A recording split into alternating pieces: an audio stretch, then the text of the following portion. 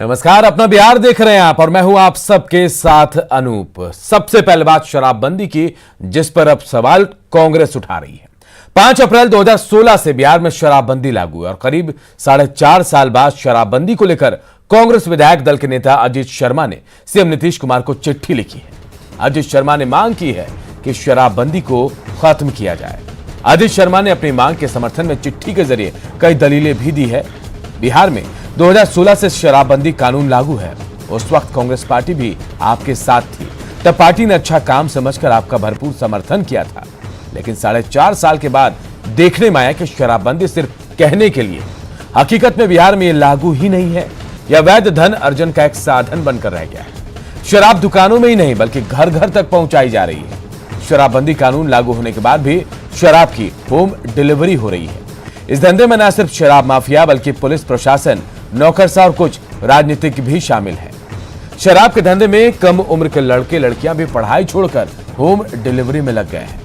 शराबबंदी से बिहार को 4 से 5 हजार करोड़ रुपए के राजस्व की क्षति भी हो रही है। शराबबंदी कानून की समीक्षा कर शराब की कीमत 2 से 3 गुनी करते हुए शराबबंदी को समाप्त किया जाए और प्राप्त राशि से कारखाना खोला जाए।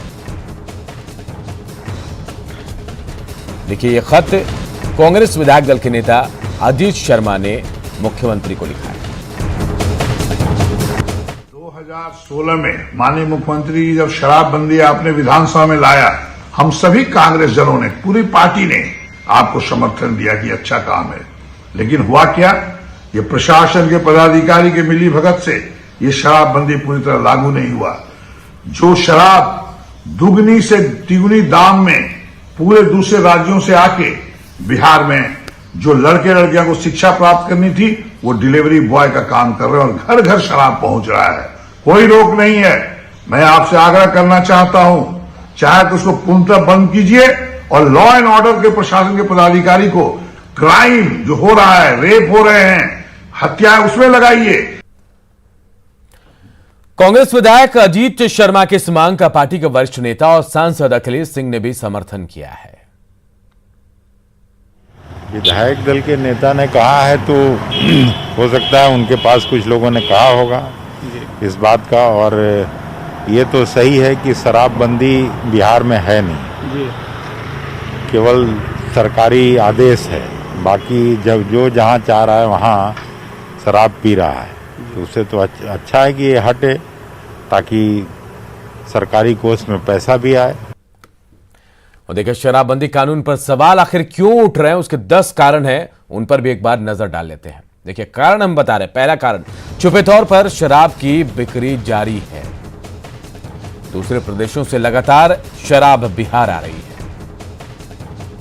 तीसरा कारण जो है, शराब की होम डिलीवरी के भी आरोप लग रहे हैं। चौथी वजह, धंधे में पुलिस की मिलीभगत के भी आरोप है। पांचवा, अपराध बढ़ने के पीछे भी शराबबंदी है। छठा, शराबबंदी के कारण दूसरे अपराध पर ध्यान नहीं लगा पा रही है पुलिस प्रशासन। सातवां, शराबबंदी के बाद राज्य में हर तरह के अपराध में बढ़ोतरी हुई है। आठवां, गांजा और ड्रग्स की बिहार में डिमांड बढ़ गई है। नौवां, देखिए, कानून बनने के 4 साल बाद भी शराब की तस्करी जारी है।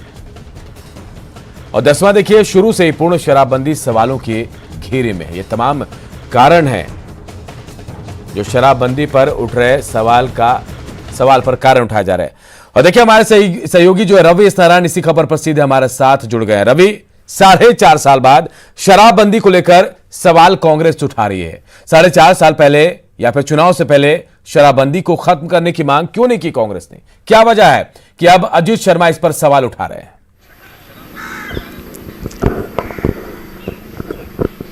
देखिए, शराबबंदी को लेकर के जिस ढंग से बिहार में तस्वीर बदली है और शराबबंदी होने से बिहार में हिंसाएं हो या घटनाएं हो में काफ़ी कमी आई है। और शराबबंदी को लेकर के जिस ढंग से महिलाओं में उत्साह देखा गया है पिछले 4-5 सालों में, उसके बाद आज अगर कांग्रेस पार्टी कहती है कि शराबबंदी कानून ख़त्म होने चाहिए, तो ये बड़ा चौंकाने वाला विषय है कि क्योंकि इस पर बात कई बार हो चुकी है कि शराबबंदी होने के बावजूद जो है वो कहीं कहीं खेप पकड़ाती है। ये छुपे ढंग से जो है चलता है। तो शराबबंदी की समीक्षा को लेकर के या फिर इसके इम्प्लीमेंटेशन को लेकर के सवाल उठते रहे हैं, लेकिन शराबबंदी कानून को ख़त्म करना ये बड़ा सवाल है कि अगर शराबबंदी कानून अगर ख़त्म होता है तो फिर आपराधिक घटनाएं जो हैं वो बढ़ेगी। चुनाव के दौरान भी किसी पार्टी ने ये नहीं कहा, यही कांग्रेस पार्टी है कि जो शराबबंदी कानून है उसे ख़त्म किया जाना चाहिए। कांग्रेस के साथ साथ आरजेडी जो है वो भी समर्थन कर रही है इस शराबबंदी कानून को लेकर के। हमारे साथ जो मृत्युंजय तिवारी हैं वो है, आप भी समर्थन कर रहे हैं कांग्रेस का कि शराबबंदी कानून खत्म होना चाहिए। चुनाव के दौरान तो तेजस्वी यादव आपने एक बार भी नहीं कहा कि समर्थन का सवाल नहीं है। हम लोगों ने कहा है कि शराबबंदी कानून जिस समय लागू हुआ उस समय राष्ट्रीय जनता दल भी सरकार में हम लोग थे, कांग्रेस भी थी, लेकिन उसका फलाफल क्या हुआ? जब से बीजेपी आ गई सत्ता में, आदरणीय नीतीश जी उनको लेकर आ गए, इसके बाद शराबबंदी कानून का जिस तरह से धज्जी उड़ गया, अब तो 100 रुपये के ये कैसी राजनीति है? आप साथ में थे, लागू हुआ तो ठीक है, आज बीजेपी अगर शामिल हुए तो ये कानून ही खराब हो गया। नहीं, उस कानून खराब नहीं, उसको लागू करने वाले लोग जो शासन प्रशासन में हैं, क्यों होम डिलीवरी हो रहा है? तो आपको लगता है कि ये कानून खत्म कर देने से चीजें ठीक हो जाएंगी? समीक्षा तो होनी चाहिए। सारे गरीब लोग ही इससे परेशान हैं। जो लोग बंद है जेल में कौन है? हर थाना, हर पुलिस, सब जगह जो है देखिए क्या हो रहा है, पैसे लेकर छोड़ दिए जाते हैं। सचिवालय में मीठापुर गुमटी पर शराबबंदी को लेकर के हर तबका जो है वो विद्वान जगत हो, महिलाएं हो, गरीब हो, सबको फायदा। हम लोग सत्ता में थे ना जब लागू हुआ, तो ये हमारी मंशा साफ थी कि इसको लागू किया जाए। लेकिन आज तो आप देख लीजिए जो रिपोर्ट आया है MFHS का, क्या कह रहा है? वो कह रहा है कि बिहार में मुंबई से भी ज्यादा शराब की खपत हो रहे हैं शराबबंदी कानून के बावजूद। ये रिपोर्ट है। लेकिन ये इस पर सवाल किया जा सकता है कि इस पर और सख्ती बरती जाए, कानून और प्रशासन सख्ती बरते, लेकिन आपको इससे एक भी फायदा नहीं दिखाई पड़ा। फायदा इसका क्या फायदा हो रहा है? 100 रुपया का शराब 1000 रुपया में होम डिलीवरी हो रहा है। तो क्या चाहते हैं कि नहीं, इसकी समीक्षा होनी चाहिए। इस पर जिस तरह से हर थाना के स्तर पर, हर जगह पर आप देख लीजिए जो होम डिलीवरी किस तरह से नौजवान कर रहे हैं। इस बातों को लेकर के पूरे चुनाव के दौरान तेजस्वी यादव एक भी मुंह नहीं खोला एक बार भी कि हाँ शराबबंदी जो है, उस समय डर लग रहा था आपको? किसको डर लगेगा? हम तो शराबबंदी कानून हम सरकार में थे, हमने लागू किया है। रवि सरकार में थे उस समय आरजेडी कांग्रेस, लेकिन जब से बीजेपी आ गई सत्ता में, रवि लगातार मृत्युंजय तिवारी ये कह रहे हैं कि सरकार में थे, उन्होंने लागू कराया। जितने दिन भी ये सरकार में थे, साथ में थे, इनसे जरा पूछिए। मेरा सवाल है, क्या दावा करेंगे कि उस वक्त शराब नहीं बिक रही थी, होम डिलीवरी नहीं हो रही थी, जितने दिन भी सरकार में थे? जी बिल्कुल अनूप, और यही सवाल है कि देखिए राजनीति इसी को कहते हैं कि जब आप सरकार में थे, उस समय भी 1.5 साल आप सरकार में रहे, और उस 1.5 सालों में आपको लग रहा है कि उस समय में खेप नहीं आती थी? देखिए, जिस शराबबंदी कानून बनाया गया था, जिस उद्देश्य के लिए बनाया गया था, उसका तो उद्देश्य पूर्ति नहीं हो रहा है। जब उद्देश्य ही पूरा नहीं हो रहा है, और शराबबंदी कानून का जब से बीजेपी सत्ता में आ गई, उसके बाद से तो और स्थिति गड़बड़ा गई। आप जब थे उस समय पे आप देख लीजिए, उस समय जब तक हम लोग सत्ता में, तब तक शराबबंदी कानून का देख लीजिए, ये हस्र नहीं था। अब तो जो हस्र है, रोज आए दिन आप देख लीजिए कि होम डिलीवरी हो रहा है। कौन लोग इसमें शामिल हैं? मृत्युंजय जी, ये ठीक है, आप विपक्ष में है, सवाल उठाइए, लेकिन सुविधा के अनुसार और मौके के अनुसार राजनीति, लेकिन विपक्ष जो है रवि मानने को तैयार नहीं है कि शराबबंदी के फायदे भी हैं, और अब कांग्रेस की तरफ से कहा जा रहा है कि शराबबंदी को खत्म करके दुगने तुगने दाम पर इसे शराब बेचे। ये बड़ा सवाल है। चलिए आगे बढ़ते हैं। पूर्वी चंपारण के चकिया में किसान चौपाल लगा, जिसमें राज्य के भूमि सुधार एवं राजस्व मंत्री रामसूरत राय शामिल हुए। इस मौके पर मंत्री रामसूरत राय कृषि सुधार कानून का विरोध करने वालों पर जमकर बरसे। साथ ही मंत्री ने कहा कि वो अपने विभाग में भ्रष्टाचार को बर्दाश्त नहीं करेंगे। करना चाहता हूं, भ्रष्टाचार को समाप्त करना है। राजस्व विभाग के अंदर कोई भी ट्रांसफर पोस्टिंग उसके काम के आधार पर होगा, न कि दाम के आधार पर होगा। जिसका काम सही होगा उसका ट्रांसफर सही जगह पर होगा, जिसका काम सही नहीं होगा, पहला कलम उसके बर्खास्तगी का चलेगा, दूसरा कलम सेंटिंग पोस्ट पर भेजा जाएगा, और जो सीओ, जो अंचल संबंधित कर्मचारी पदाधिकारी हमारे अगर काम नहीं करते हैं तो कानून के तहत उनके वेतन का पैसा कटौती किया जाएगा, जुर्माना किया जाएगा। उससे भी नहीं मानेंगे तो मैं आपको स्पष्ट शब्दों में कह रहा हूँ, निगरानी विभाग से छापामारी करवा करके, चाहे वह कर्मचारी हो, चाहे सीआई हो, चाहे सीओ हो, चाहे रिश्तेदार हो, वैसे लोगों को संदेश देने का काम करूंगा। और अब बात सीएम की सुरक्षा में हुई बड़ी चूक के बाद न्यूज 18 की पड़ताल की। फायर ब्रिगेड की खुल गई पोल।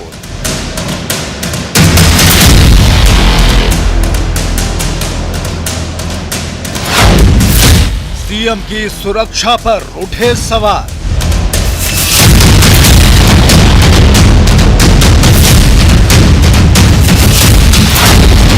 दमकल की गाड़ियों का बुरा हाल।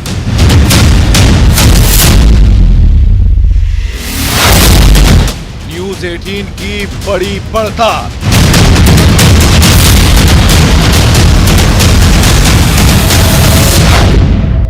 Operation fire brigade.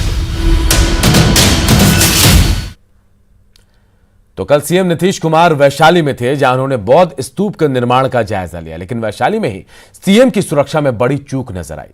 सीएम की सुरक्षा की पोल उस वक्त खुल गई जब फायर ब्रिगेड की गाड़ी को स्टार्ट करने के लिए लोगों को धक्का लगाना पड़ा।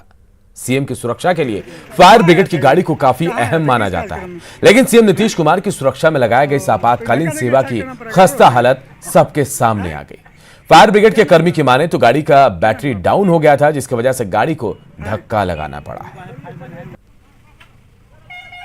तो दो तस्वीरें भी हम आपको दिखा रहे, देखिए कैसे सीएम की सुरक्षा में सेंध लगी है।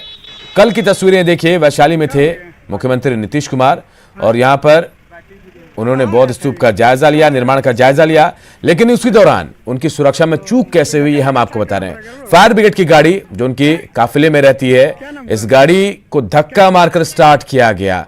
हालांकि सीएम की सुरक्षा से जुड़ा यह सवाल है कि आखिर ऐसी गाड़ी को काफिले में उनके कारकेट में क्यों रखा गया है। और तस्वीरों को देखिए, आप हैरानी होगी कि अगर काफिला निकलता है तो तेजी से बढ़ जाता है, लेकिन ये फायर ब्रिगेड की गाड़ी स्टार्ट ही नहीं हुई और कहा गया कि बैटरी डाउन थी, जिसकी वजह से गाड़ी स्टार्ट नहीं हुई। धक्का लगाना पड़ा सरेराह आम लोगों के बीच में। तो ऐसी है सीएम की सुरक्षा, जिस पर सेंध लगी है। कल बड़ी चूक नजर आई है और पोल खुल गई है।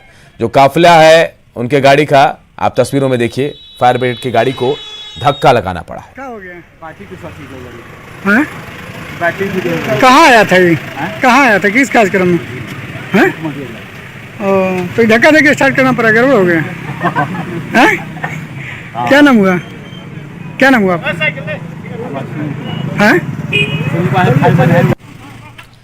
तो समझा जा सकता है इस तस्वीर को देखकर कि क्या स्थिति है छपरा में। दमकल की पूरी टीम कैसे फील है, और अगर ऐसे हालात में भगवान न करे कोई हादसा हो जाए, किसी तरह का अनहोनी हो, तो फायर ब्रिगेड की गाड़ी जैसे यहां फील नजर आ रही है, वहां तक शायद पहुंच भी नहीं पाएगी। सवाल यही हम उठा रहे हैं कि आखिर कैसे इतनी बड़ी चूक हो गई सीएम की सुरक्षा में। और ये गाड़ी बेहद अहम मानी जाती है। जब सीएम अपने काफिले कारकेट के साथ निकलते हैं तो ये गाड़ी भी साथ साथ चलती है। लेकिन देखिए, कल जब वैशाली में मुख्यमंत्री थे, बौद्ध स्तूप के निर्माण का जायजा ले रहे थे, उस दौरान जब वहां से निकले तो ये तस्वीर देखने को सामने आई, जब फायर ब्रिगेड की गाड़ी को वहां धक्का लगाना पड़ा है और बताया गया कि बैटरी खराब थी। यानी पहले से गाड़ी के रखरखाव पर कोई ध्यान नहीं दिया गया, सिर्फ खाना पूर्ति की गई फायर ब्रिगेड की गाड़ी को यहां लाकर। हालांकि ये बड़ी लापरवाही है और इस पर क्या कार्रवाई होगी ये भी आगे देखने वाली बात होगी। वैशाली की इस खबर के बाद हमने जिले के अग्निशमन विभाग की गाड़ियों का रियलिटी टेस्ट किया। छपरा में दमकल की गाड़ी स्टार्ट नहीं हुई। इस तस्वीर को देखकर समझा जा सकता है कि छपरा में दमकल की टीम पूरी तरह से फेल है। तो देखिए, अग्निशमन विभाग की पोल खुल गई है, गाड़ी स्टार्ट नहीं कर सका ड्राइवर। छपरा की तस्वीर हम आपको दिखा रहे हैं अग्निशमन विभाग में। यहां रियलिटी टेस्ट किया है न्यूज 18 ने, लेकिन यहां पर जो तस्वीर दिखाई दी वहां गाड़ी स्टार्ट ही नहीं हुई। हैरानी इस बात की है कि अगर ऐसे में कोई हादसा होता तो कैसे उस पर रोक लगाई जा सकती। दमकल की पूरी टीम यहां फेल नजर आई है। हमारे सहयोगी संतोष गुप्ता ने जायजा भी लिया है। बिहार में अग्निशमन विभाग की हालत क्या है, इसका नज़ारा कल देखने को हाजीपुर में मिला जब गाड़ी स्टार्ट नहीं हुई। मुख्यमंत्री का कार्यक्रम था तो पूरे बिहार की नज़र उस पर गई। हम अभी रियलिटी टेस्ट करने पहुंचे छपरा के अग्निशमन विभाग का। आप देख सकते हैं कि ये गाड़ी जो है बिल्कुल तैयार हालत में लगी हुई है, लेकिन कहीं ना कहीं इसमें भी तकनीकी फॉल्ट दिख रहा है। हम इसके ड्राइवर से बात करेंगे, स्टार्ट करवाने की कोशिश करेंगे इस गाड़ी को, देखते हैं कि ये गाड़ी स्टार्ट होती है कि नहीं। ड्राइवर साहब थोड़ा खोलिए इस गेट को, स्टार्ट कीजिए तो देखिए स्टार्ट हो रहा है।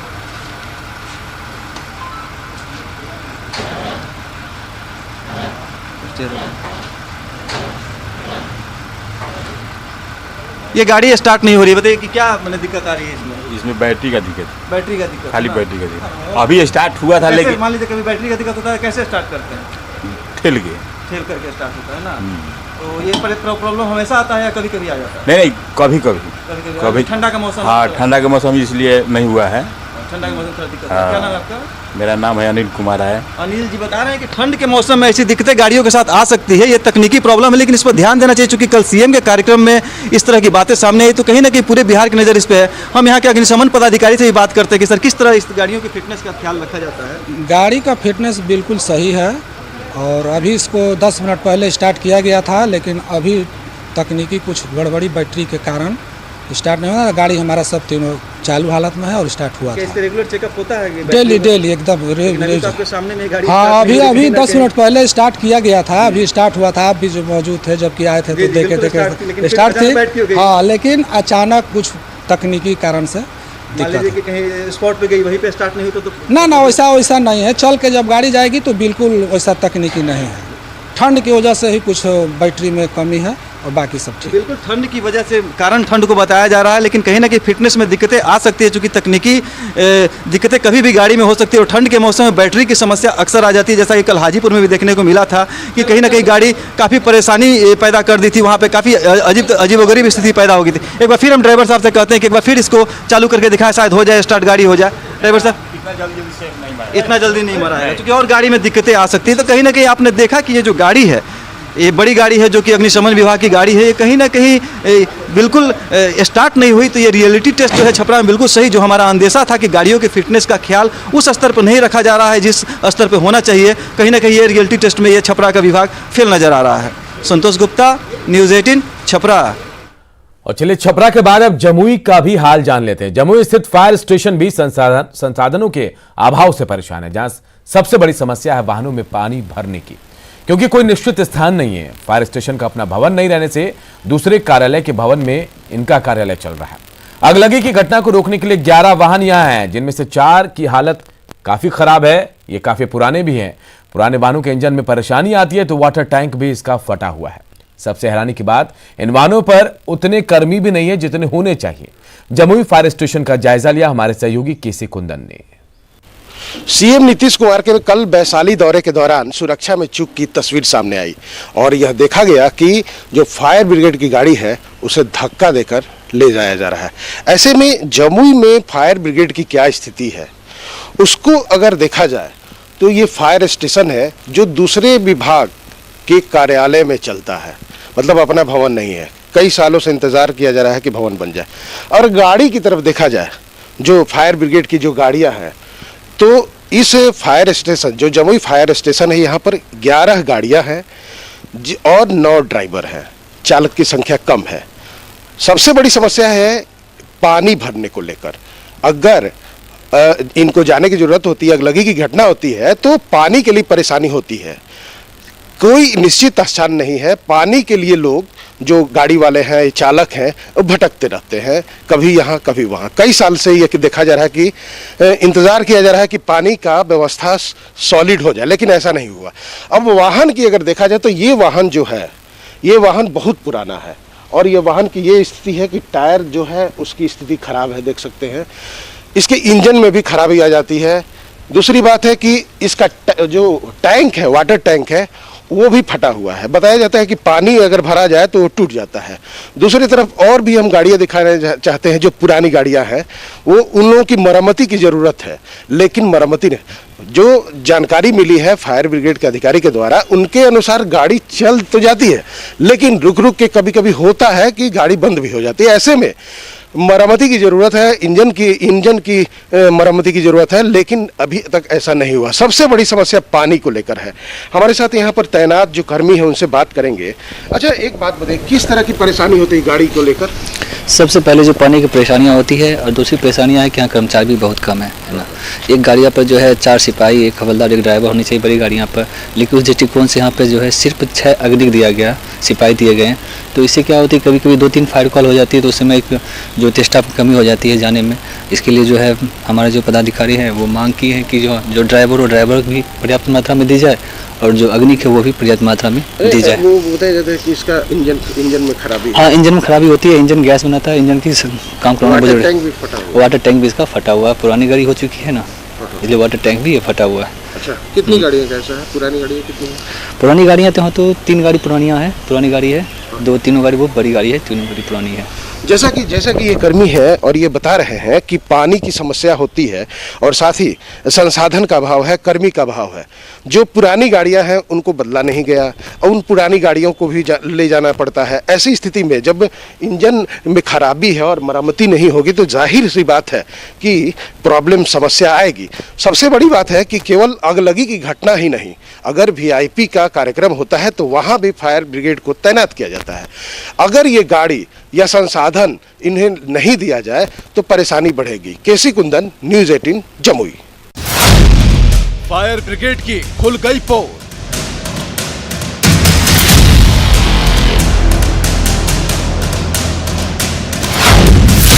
सीएम की सुरक्षा पर उठे सवाल।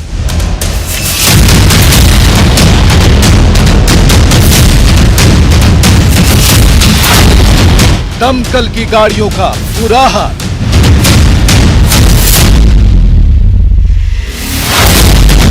न्यूज़ 18 की बड़ी पड़ताल।